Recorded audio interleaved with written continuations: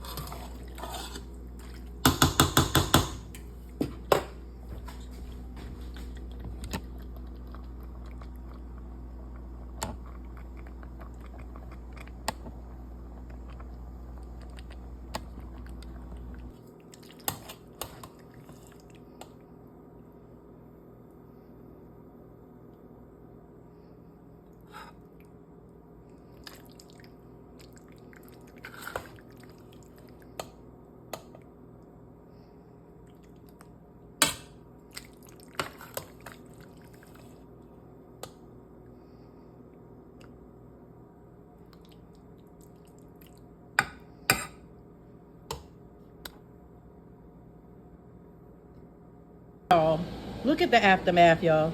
It's safe to say it was so good. I meant to tell you too. I did add some fresh chopped garlic with the onions because I didn't have peppers, green peppers. So I just put the onion and the fresh garlic. Look at that. I just had to come back and tell y'all. Yeah, it's good. Try it. Try it. All right, guys, so that's my little quick shindig. It's very tasteful. It probably has a lot to do that we used a lot of aromatic things, the Spanish seasonings, the cream. I cooked the meat with Worcestershire sauce. It's really, really good. So if you want a quick meal, try it. And you know, we trying to save our money over here. We trying to take trips. We trying to, you know, save to buy things, save for our future. You know what I mean? Invest. So we don't have to eat out all the time. We got food in the house. I literally just looked in the refrigerator, in the pantry, and whatever I had in the freezer and threw it together. Like, seriously. And this is what you could do too. All right. I love you guys to help.